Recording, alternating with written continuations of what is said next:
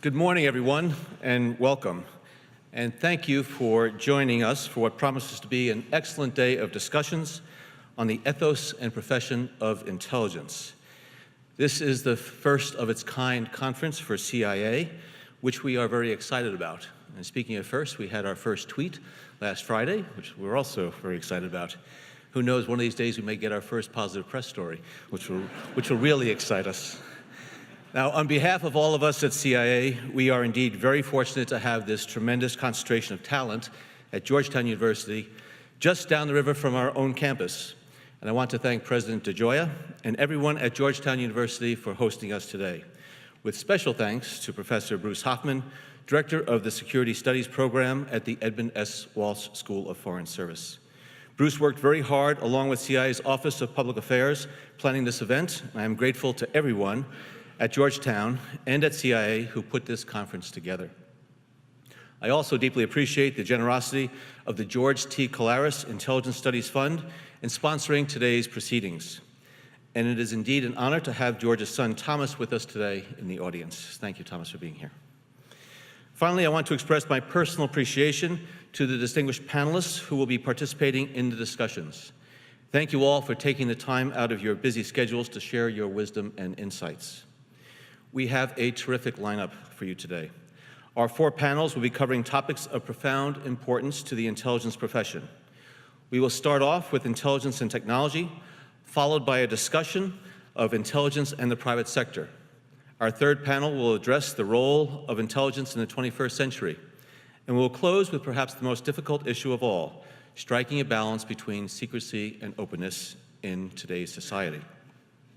So thank you all again for being here. And I know our agency will benefit greatly from the discussions, and I hope that all of you will too.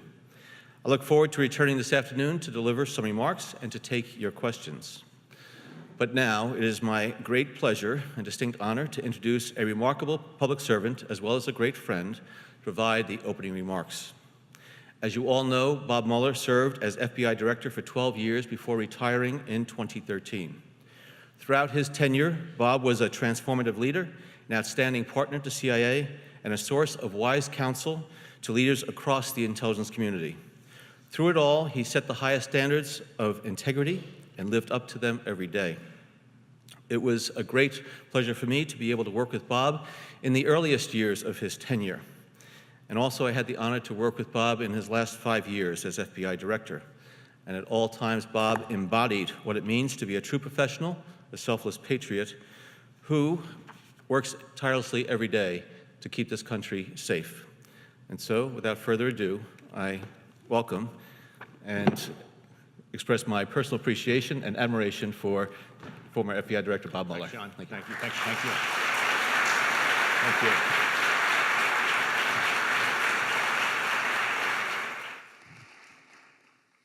Well, thanks, John, and thank everyone for being here. There's one topic that was not on the agenda today that I thought I would spend a few moments talking about, and that's the intersection of law enforcement and intelligence. Before I do that, though, I want to a little story about introductions. That was a wonderful introduction, John. I have not gotten through all my introductions as well as you did. I had occasion, because I know there are persons here who have worked in a number of administrations. Many of you work with Colin Powell. So on one occasion, I had Colin Powell over to talk to our special agents in charge who were having a meeting here in Washington over at the Marriott across the bridge. And he's coming to get me as the lunchtime speaker, and he comes in the rear and somebody sees him and everybody gets up and claps wildly, gives him a standing ovation, as well they should. He walks to the front, I'm standing to the right. I come to the podium. When he gets up here, he gets another standing ovation. And so I start the introduction by saying, ladies and gentlemen, Colin Powell. He needs no further introduction, but he was the chairman of the Joint Chiefs and the Secretary of State, Colin Powell. So Colin comes up to the podium, stands for a second, and says, well, Bob, just because I do not need an introduction does not mean I do not want an introduction. I sort of crawled to the side. What I thought I'd do today is talk a little bit about my education in the intelligence arena. I started a week before September 11th as the director of the FBI, and I had spent all my career as a prosecutor prior to that as a lawyer. And I looked at things in the box that lawyers look to. And I anticipated that I would be dealing with narcotics cases, bank robberies, white-collar crime, a staple of federal law enforcement when I took over the Bureau. And that was not to be. On September 11th, when the first plane struck, an agent came in and said his plane had gone into a building in New York, bright and clear here, bright and clear in New York. Second plane goes in. By the time the plane went into the Pentagon, we pretty much understood that it was a terrorist attack, and quite probably bin Laden, and ended up being down in our operations center on the 5th floor, where we had the occasion to have an FAA announcer intoning on an input into our room the fact that there was a hijacked plane that was, as he said, hijacked plane 90 miles out inbound Washington, D.C. A few seconds later, hijacked plane inbound Washington, D.C., 80 miles out. And you sit there, the one thing I remember about that day is you sit there and you wonder where that plane was going to hit. You didn't know whether it was going to hit the Capitol or the White House, or perhaps a location where your family may be, or even the FBI. Obviously, that was the plane that went down in Pennsylvania, but that is my most vivid memory of what happened on that day. My education in terms of how one responds to that kind of attack really was initiated 2 or 3 days later when I had to give my first briefing to President Bush. I'd met him once before and being interviewed for the job. This was the second time, and I go in, I think fully prepared, and it's President Bush and it's Vice President Cheney, George Tenet, chuckling on the side, I might add. But I'm in there with President Bush, and I start out by saying that, Mr. President, the FBI has established command centers at each of the sites, and we're starting to identify the individuals by their seat numbers on the planes and the like. And my memory of it is I get about 2 or 3 sentences in, and the president says, well, Bob, that's all well and good. That's exactly what I expect the FBI to be doing. It's what you've done fairly well over the history of that institution's existence. My question to you today is, what is the FBI doing to prevent the next terrorist attack? What is the FBI doing to prevent the next terrorist attack?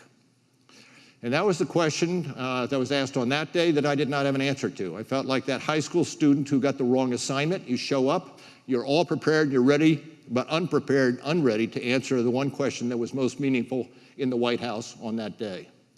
Continued to brief the president just about every day during his first term, at least once a week second term. President Obama, once a week first term, now probably just about every other week. And over that period of time, that question has not changed. And for us in the Bureau, it was a shock. It was a shock to me. I did not think in those terms. I thought, as most agents think, about gathering evidence, getting in a courtroom, prosecuting somebody and putting them away, and feeling a degree of satisfaction for doing it, and then moving on to the next case. But out of that question came several initiatives. The first was prioritization. Understanding that while we have a widespread jurisdiction, we had to prioritize counterterrorism, we had to prioritize counterintelligence, and we had to prioritize cyber, and we did. Moved 2,000 agents from the criminal side over to national security, and assured that every special agent in charge, all 56 of them, understood that they had to address them in order. They had to assure that there's no Muhammad Atta swimming in their division, and that was their first responsibility. And then you go down. There were 5 criminal priorities. They were transnational, international organized crime, public corruption, civil rights, because if we do not do it, it does not get done, white-collar crime, and violent crime. Everybody in the organization knew that those were our priorities. The second great change for us is to understand that no longer are we looking at pieces of information as evidence, but we're looking at pieces of information as part of a mosaic that may be able or may enable us to answer that question as to where the next attack is coming from. And it was not easy, and I, for one, did not really understand how to build an intelligence capacity, and there were a number of missteps that I made.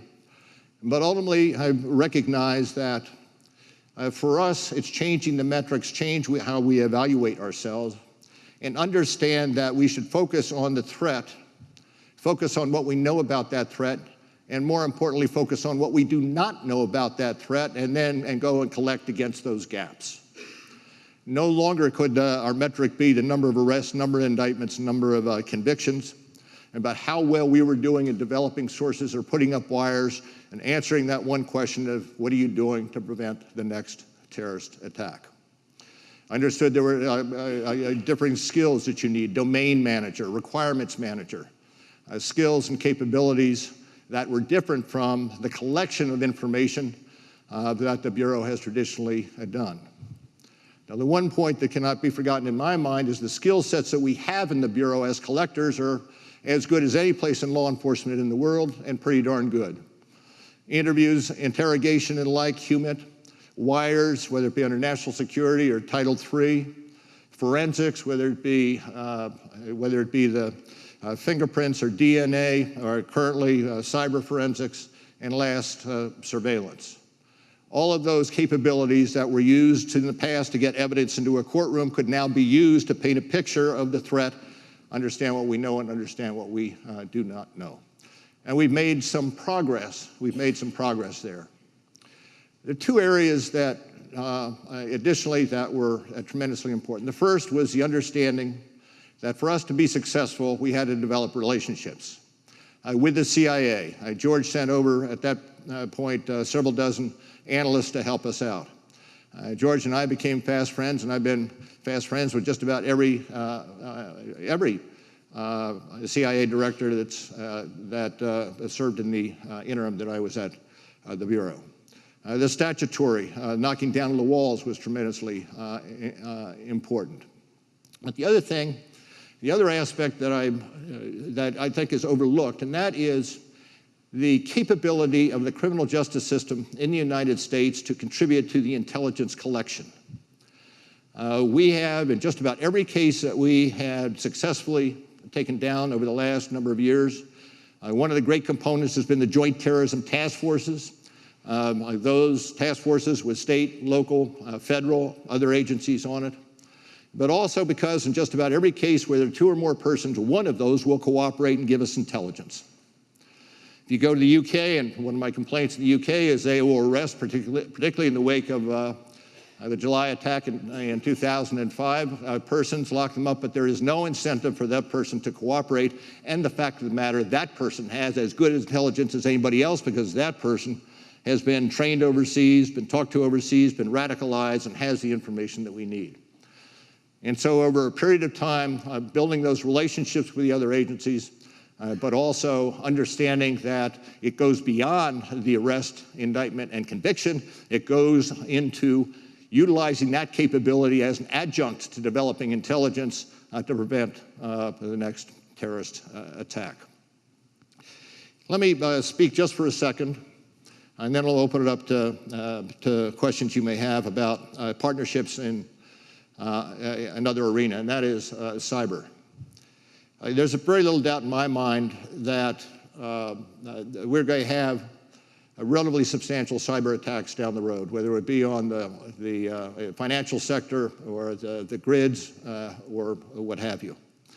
Do I think we are prepared for them at this juncture? I do not think so. I think we're moving in the right direction, but there are a number of areas that continue to need work. The first is lanes in the road. Three major players, NSA, FBI, DHS, whatever order you want. Over the last couple of years, Keith Alexander, Janet Napolitano, myself, worked to straighten out and identify the lanes in the road so that we weren't no sharp elbows, because there is some overlap in the legislation, and I think we have been relatively successful in doing that.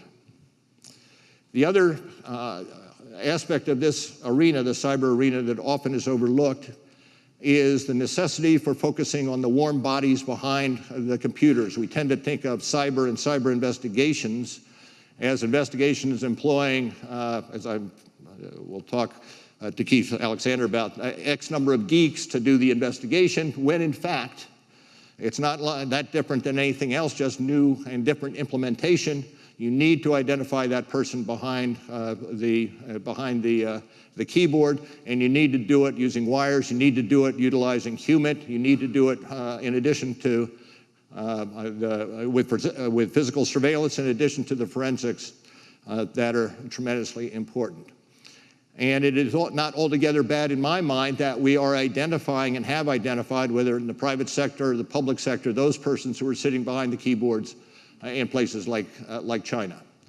And once identified, we ought to do our level best to wrap those persons up. I know it's difficult, but there has to be a penalty and there has to be deterrence in this arena, as there is in just about every arena where you're crossing the line into illegal activity. And lastly, in this area, what is absolutely essential is harnessing the capabilities of the private sector. If you look at counterterrorism, our essential partner there was state and local law enforcement, because through state and local law enforcement, you gathered the intelligence to give you the broader picture in any community. Because of the expertise, the knowledge, the capabilities of ISPs and the private sector, we are not going to be successful in addressing this unless we find a mechanism whereby intelligence and information can flow to the federal side, NSA, FBI, DHS, in some open mechanism that the American public is aware of. They don't need to know the details. They don't know the information that is being passed, but there has to be a structure that enables the American people to see and agree to that structure, number one, and number two, that gives the private sector a safe harbor from suit when they provide that information. At bottom, it's partnerships. At bottom, it is coming together on days like today and renewing acquaintances and relationships and the like. At bottom, it is our working with Congress, the administration working with the private sector to break down the walls as we broke down the walls in the wake of September 11th. And as part of the intelligence community, the FBI needs to be a major player, given the capabilities and resources, access to the communities here in the United States. Now, I'll finish with people ask me about changing the culture. They say changing the culture of the FBI, and I always resist that because the culture of the FBI is one that should not change. Hardworking, dedicated, patriotic agents. People talk about transformation of the Bureau, and I reject that. I say augmentation, added capabilities in the intelligence sector. And the question that was raised in my mind, but is raised in others, well, you didn't join the FBI to do this kind of work. You joined the FBI to put people in jail. I became a prosecutor because I liked putting people in jail and going through the trials. But the fact of the matter is, for the FBI, you have to be adept and agile in addressing that next threat. And while you keep your culture, while you keep your values, you have to develop new organizational structures to address the new threat and move on. But that does not necessarily mean that everybody is going to be happy. I had, about a month before my term was over, I was up in New York and had occasion to visit an agent again who I'd first visited in the wake of September 11th. In the wake of September 11th, I'd moved the core of the Al-Qaeda case from New York to Washington, D.C. on the belief that it had to be addressed at the national level. I could not rely solely on one office to direct the investigation. Well, not everybody was happy about that, including an agent by the name of George Pellegrino. George was a crusty agent, been around forever and a day. He was the lead expert on Khalid Sheikh Mohammed, super agent, just the kind of person you want. And when I moved the case from New York to Washington, he was not a happy camper, and he tended to let me know. And so periodically I'd go visit the office in New York, and periodically I'd see George. Well, a month before I was leaving, I was up there seeing George, or I was up there visiting the office and wandering around, and I saw George. And so I went up to George, said, "George, how you doing?" He said, "Fine, Director, how you doing?" I said, "Fine. Looking forward to retiring?" I said, "Not really." I said, "Well, George," just sort of came upon him, "George, what is the biggest beef that you have with the Bureau today?" He paused for a second, asked a question, "Well, sir, when are you leaving?" I said, "In about a month." He said, "My biggest beef is going to be resolved in just about a month." I say that because, not everybody is happy all the time, but he is testimony to what the Bureau is capable of, the great things about the Bureau, but also the vignette is somewhat instructive about it's not what we want to do, what we like doing, but what the American public expects us to do, which is as important as anything else. Now, I'd be happy to open it up to questions. I will tell you that when I go out to the offices and at the outset I say I'll give a few remarks and afterwards I'll take questions. And when I get through the remarks and I say, are there any questions, there is usually dead silence, and I didn't realize why that was until somebody whispered in my ear. He said, well, Director, everybody in the Bureau signs a piece of paper saying that they would be willing to go any place in the world that the Director of the FBI wants to send them.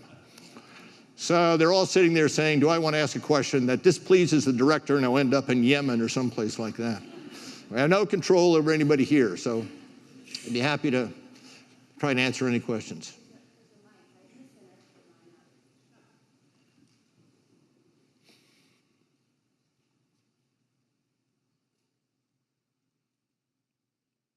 I'm Ray McGovern from Veteran Intelligence Professionals for Sanity. A question about parallel construction. For 10 months now, we've known that the FBI and the DEA have used information originally acquired from NSA, but information that would not stand up in court, and they have parallelly constructed cases enabled by the NSA information to make it appear that your excellent detective work has worked. Now, how do you feel about that? Do you have any legal qualms about parallel construction? Where it is, I would, as you call it, parallel, what is construction? Is that the word you use? That's not a word that I'm familiar with or use. Often there are differing ways that you obtain information that may be consistent, may be inconsistent. Some may be classified at a different level than others. And so long as I am satisfied that is within the law and judges have upheld that capability, then I'm okay with it. Well, the question is whether it's legally acquired. And if it's legally acquired, you could use it in court. Why do you have to go back and make believe you learned about it in a different way? Well, let me put it a couple of ways. You can legally acquire certain information, as we do under the FISA statute, for instance, but that does not mean it can be used for other purposes without perhaps other judges' approval. Right. And so while you say legally acquired, that is the first step that I'm concerned about, but also it has to be used legally as well. Some of it may not be admissible for a variety of reasons, but that does not prevent us from acquiring it. People often come up, and not often, but will say, well, why don't you merge the CIA and the FBI? Wouldn't it be easier? Wouldn't it be more successful?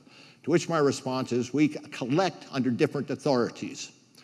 What the authorities for the CIA, NSA, and others collecting overseas are completely different, not completely, but different than the authorities under which the FBI collects in the United States, and appropriately so.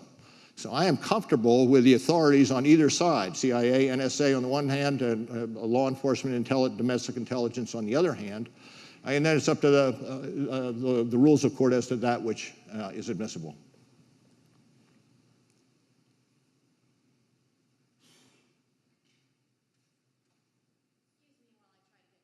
Surely.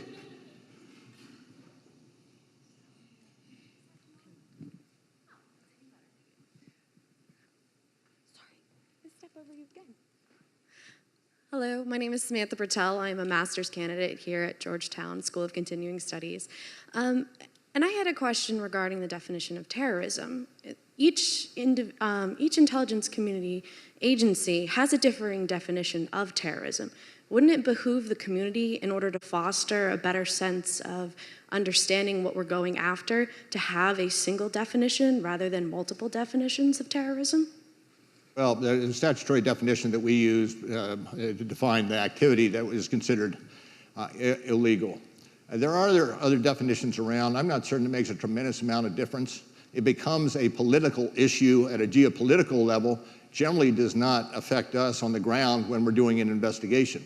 We will have those persons together that have the appropriate authorities, whether it be state and local or federal authorities or or even the intelligence community in order to address a particular incident of terrorism. You take Fort Hood, Major Hassan. There are issues about how you designate that, but from the purposes of the investigation and making certain that all the facts are run to ground, the definition itself is secondary. So for a secondary definition, does that mean that we are now establishing that there are multiple types of terrorism? Well, the multiple types of terrorism, yes.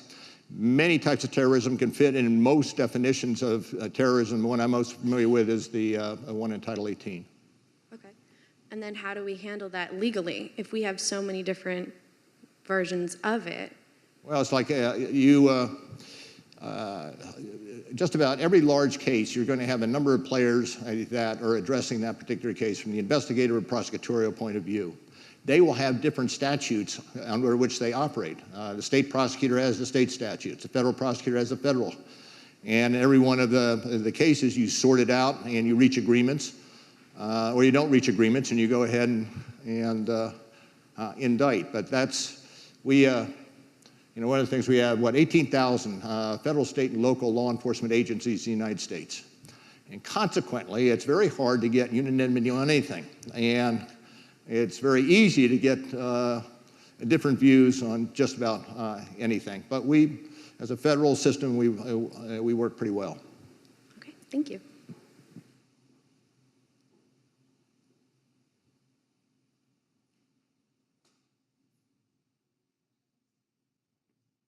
That's it.